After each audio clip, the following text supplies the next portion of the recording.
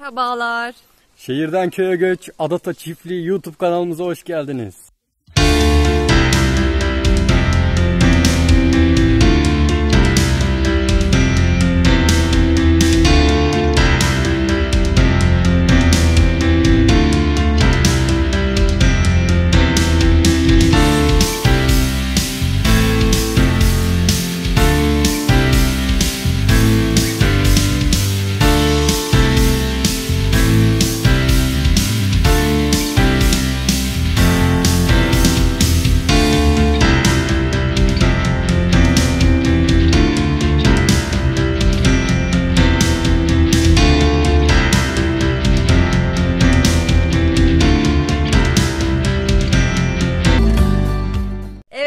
Videoya başlamadan önce bu sene 50.000 aboneyi geçmek istiyoruz. Kanalımıza abone olup, videolarımıza beğeni atıp ve abone olursanız ve zili açarsanız çok memnun oluruz. 4 yıl önce şehir hayatının tüm konforunu terk ederek Muğla Köyceğiz'in köyüne göç ettik. O zamanlar 2 köpeğimiz ile bu yolculuğa çıkmıştık ve şu anda 23 tane hayvanımızla serüvenimize devam ediyoruz. Biz köye göçtüğümüzde korona yoktu fakat şehir karmaşası tüm yoğunluğuyla devam ediyordu. Biz özel sektörde çalışan tek çocuklu bir aileydik. Çocuğumuzu akşam görebiliyor, köpeğimizi de sokak aralarında gezdirmeye çalışıyorduk. Bu şekildeydi yaşantımız. Hayatımız o kadar monoton ve ruhsuz bir hale almıştı ki artık bunun değiştirmenin vaktinin geldiğini düşündük ve radikal bir karar alıp köye göçmek için ilk adımı attık. Öncelikle işlerimizden istifa etmemiz gerekiyordu. Bu tabii çok zor bir karardı bizim için. İstifalarımızı verdik. Ekstra bir gelirimiz yoktu. Bir gelir yaratmamız gerekiyordu köyde geçinebilmek için. O anlamda nasıl geçinebiliriz, nasıl para kazanabiliriz bunu düşünüp tartışmaya başladık eşimle. Sadece bir evimiz vardı. Onu satılığa koyduk. Bütün eşyalarımızı da Fethiye'de bir depoya gönderdik. Yaz boyunca da yer aramak için yola koyulduk. Ege'de karış karış çiftlik yeri aramaya başladık kendimize. Akşamları kamp yapıyorduk, çadır kuruyorduk 2 köpeğimizle beraber. Gündüzleri de tarla dolaşıyorduk. İşte nereden çiftlik alabiliriz? Aslında satın alma niyetimiz vardı ama fiyatlar da çok uçuk olduğu için yer bulamadık. Yani çok büyük 2 ay boyunca çok zorluklar çektik. 2 köpekle böyle bir radikal karar verip Ege'yi yaz boyunca gezmek kulağa hoş gelebilir ama inanın çok zorlu bir süreçti. Tam ümitlerimiz tükenmek üzereydi. Köyceğiz'de 15 dönüm bir zeytinlik bulduk kiralık. Aslında kiralık çok aklımızda yoktu ama cazip geldi. Bu zeytinliğe hemen gittik baktık ve beğendik. Aslında Köyceğiz merkezi 45 dakika uzaklıktaydı. Yani bizim için çok zor olacağını biliyorduk bunun. Ama orayı tutma kararı aldık. Tabii kızımızın okulu da çok önemliydi. İlkokula başlayacaktı. O köyde okul da vardı. Öğretmenleri de çok sevdik. İçimiz ısındı. Tuttuğumuz yer dağın başında, gerçekten yani tepelere çıktığınız bir yerde ama cennetten bir köşe gibiydi. O sene zeytin mahsulünü de ev sahibi bize bırakmıştı. Ve ilk çiftçilik deneyimimiz 15 dönümdeki 330 kadar ağacı eşimle ben beraber toplayarak muhteşem bir zeytinyağı sıktırdık ve bunu sevdiklerimizle paylaştık. Zeytinyağının yanında kendi el yapımı reçellerimizi ürettik. Bunları da sevdiklerimizle paylaştık. Artık bu şekilde bir doğal yaşama başlamış olduk.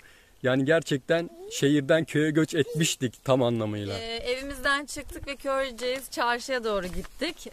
Giderken yolun kenarında bir restoran vardı ve o restoranın önünde de küçük böyle bir eşek sıpası gördük ve çok üzüldük. Hava da çok sıcaktı. Orada bağlı şekilde duruyordu. Bizim de bir hayvan ihtiyacımız vardı. Almak istiyorduk. Ne alacağız diye düşünürken o eşeği almaya karar verdik. Küçüktü o zaman, çok küçüktü. Sonra onu satın aldık. Adını da Semiramis koyduk. Kısaca ona Semoş diyoruz. Semoş 3 yıldır bizimle birlikte bu köy hayatımızı paylaşıyor. Bir senemiz bu şekilde geçti. Tamamen doğal bir yaşamda köy hayatını yaşamaya başladık. Derken Gizem'in hamile olduğunu öğrendik. Ailemize yeni bir üye daha katılacaktı. Bunun heyecanını yaşadık. Kızımıza bir kardeş geliyordu. Tabii her şey güzel giderken her şey ters gitmeye başlar ya. Biz de ev sahibimizin bizim kiraladığımız zeytinlikte kendisinin oturmak istediğini öğrendik. Yani bir sene sonra oradan ayrılmak durumunda kaldık. ve kendimize başka bir yer aramaya başladık. Bu tabii bizi çok gerdi. Gizem'in hamileliği, o zorlu süreçler. Tabii hayvanlarla, köpeklerle beraber başka bir yere taşınmak. Daha bir sene olmuşken yeniden yer aramak gerçekten bizi çok sıkıntıya soktu. Başka yer aramaya başladık. Emlakçıları dolaştık. Bir tane emlakçı vasıtasıyla biraz daha merkeze yakın ama tepede biraz daha yabancıların olduğu bir bölgede kendimize bir köy evi bulduk. İnanın o hayatımızın en zor kışıydı diyebilirim. Çok sert bir kış geçirdik orada. Evimizin çatısı akıyordu, ısınmıyordu. Tamamen bakımsız, kötü bir evdi. Tabii bunu evi kiralarken anlayamıyorsunuz. Siz girdiğinizde ev sonuçta hani derli toplu, düzgün gözüküyor ama bir evin ısınıp ısınmadığını, rutubet olup olmadığını anlayamıyorsunuz. O yağmurdan sonra ortaya çıkıyor. Bu sürede tabii Gizem'in hamileliği oldu, doğum sıkıntıları falan oldu. İğrenç bir kışı geçirdikten sonra aramıza yeni üyemiz, bebeğimiz geldi. Adını da Ata koyduk. Bu olumsuzluklar yaşadığımız köy evimizde yaşadığımız olumsuzlukları yukarıdaki videodan izleyebilirsiniz. Orada detaylıca anlatmıştım bunu. Çok da izlendi, rağbet gördü bu video. Orada ayrıntılarıyla anlattım. Oradan izleyebilirsiniz.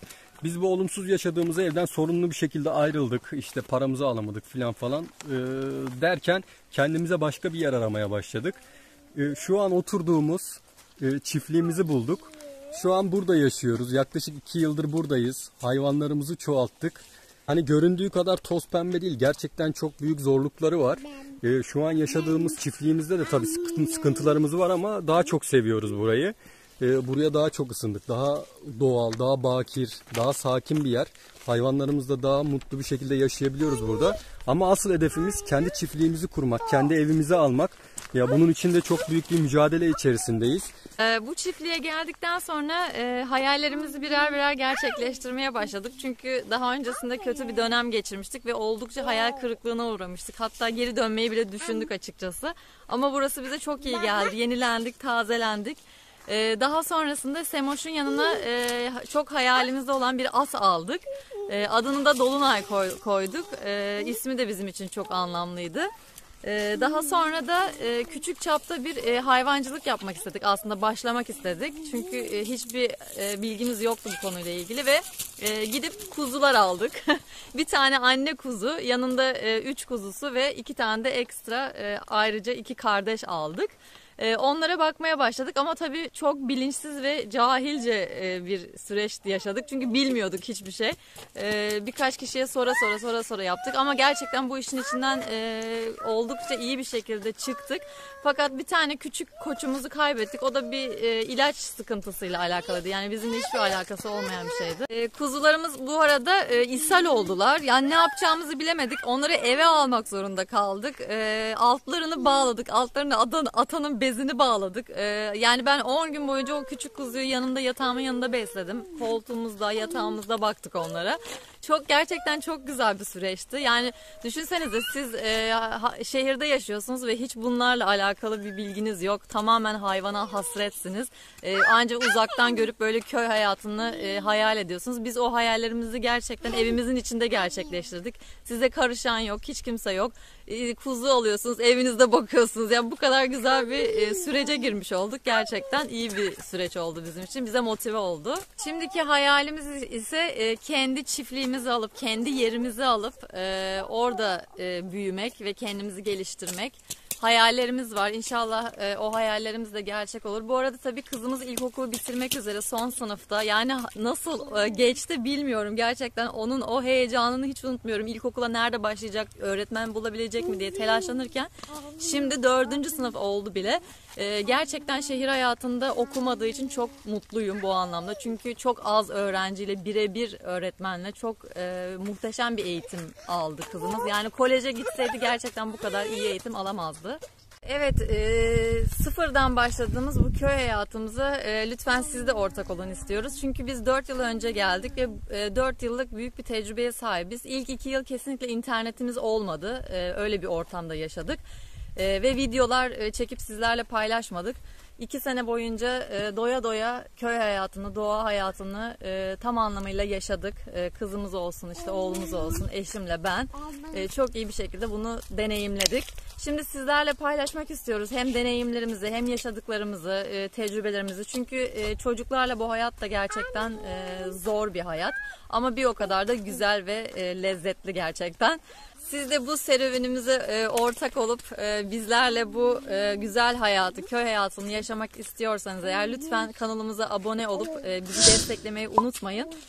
Sizlerle birlikte bu hayatı yaşamak gerçekten çok eğlenceli. Bizim bu yılki hedefimiz 50.000 abone ve inşallah sizlerle birlikte bunu gerçekleştirmek istiyoruz.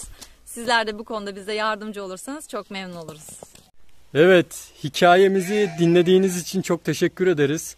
İnşallah yeni maceralarımızla, yeni videolarımızla karşınızda olacağız. Kanalımıza abone olun, beğeni atın.